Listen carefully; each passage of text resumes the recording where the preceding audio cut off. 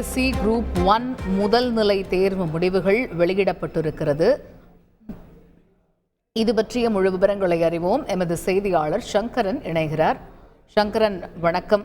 தேர்வு நடைபெற்ற 50 நாட்களில் முடிவுகள் வெளியிடப்பட்டிருக்கிறது. இந்த நிலையில முதன்மை தேர்வுகள் தொடர்பாக அரசு பணியாளர் தேர்வாணையம் வெளியிட்டுள்ள அறிவிப்பின் முக்கிய அம்சங்கள் என்ன?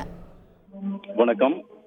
டிஎன்பிஎஸ்சி புதிய தலைவராக எஸ்.கே. பிரபாகர் பதவியேற்றதற்கு பிறகு இந்த தேர்வு முடிவுகள் என்பது தற்போது வெளியாகி இருக்கிறது.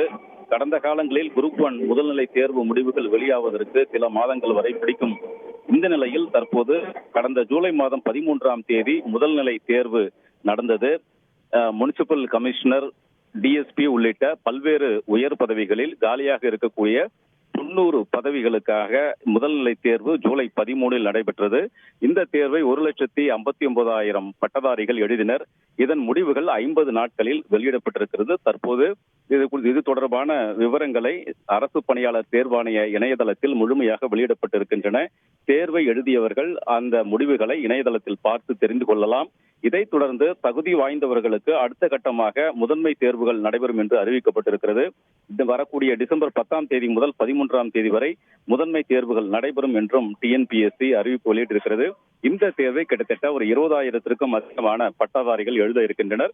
முதன்மை தேர்வு முடிவுற்ற பிறகு நேர்முக தேர்வு நடைபெறும். அதன் பிறகு இறுதியாக தகுதி வாய்ந்த 90 பேருடைய பட்டியல் என்பது வெளியாகும். காயத்ரி, விரிவான விவரங்களுக்கு நன்றி சங்கர். செய்திகளை உடனுக்குடன் தெரிந்து கொள்ள உடனே சப்ஸ்கிரைப் பண்ணுங்க.